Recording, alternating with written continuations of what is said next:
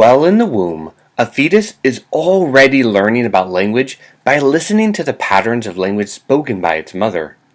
And just a few hours after being born, a newborn can discriminate between vowels in their native language from vowels in an unfamiliar non-native language. What you see on the screen is video from that experiment.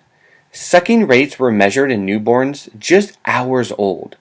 Newborns sucked longer on a pacifier when listening to foreign, non-native language sounds compared to familiar, native language sounds. It is as if the auditory environment in the womb is laying a foundation for language learning once the child is out of the womb. But are these young infants showing a preference to particular language stimuli because it's simply familiar? Or are they born with a more general interest in language, irrespective of its familiarity? Are infants born ready to learn any language, even if that language is completely different from the language they were exposed to in the womb? If infants come into the world prepared to learn any language, they should be prepared to not only learn spoken languages, but also sign languages, such as American Sign Language, ASL. ASL is a naturally evolving, linguistically complex language on par with any spoken language. Infants natively exposed to ASL acquire it following the same patterns and milestones as hearing children acquiring a spoken language. This video will present the main findings from a study that asked, is the preference for language in early infancy specific to spoken languages, or does it instead reflect a general interest in all human languages, even those that are signed? The researchers recruited 34 6-month-olds and 37 10-month-olds. All the children were hearing, born full term, and none had been exposed to sign language. During the 6-minute experiment, the infants were seated with 2 television monitors in front of them. One monitor played a deaf woman signing about various scenarios, for example, waiting for the bus in the rain and going to the store to get groceries, using adult-directed ASL. The other monitor simultaneously displayed the same deaf woman, also discussing scenarios, but doing so only using pantomime. I want to emphasize that although ASL is a visual gestural language, it is very different from pantomime. Unlike pantomime, ASL is a natural language with the linguistic complexity similar to spoken languages. Additionally, research has documented that the neural systems that support both spoken and sign languages are very similar.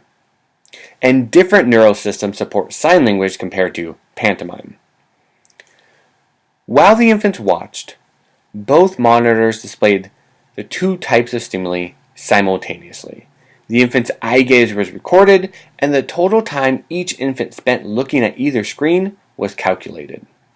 The data indicated that the 6-month-old infants found both sets of stimuli interesting, but showed greater preference for the ASL stimuli, interpreted through their gaze preference for the monitor displaying ASL.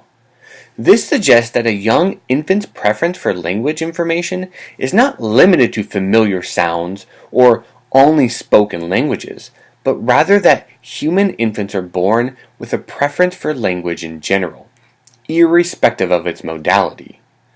Unlike the 6-month-olds, the 10-month-old infants did not show a statistically significant preference for either type of stimuli.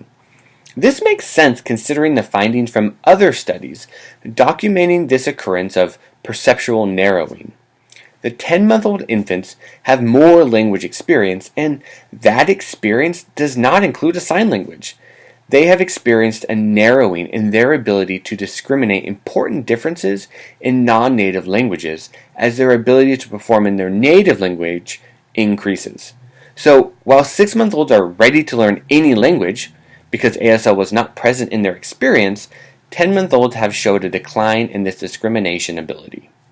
I would like to add that recently, a different study replicated these findings. Using a similar population of infants, but taking advantage of upgraded technology, eye tracking was used to show again that young hearing infants, never exposed to sign language, can discriminate between ASL and pantomime and prefer to look at ASL at 6 months of age. This replication study strengthens the evidence that infants are born ready to learn any language, spoken or signed, but that this ability narrows as infants get older.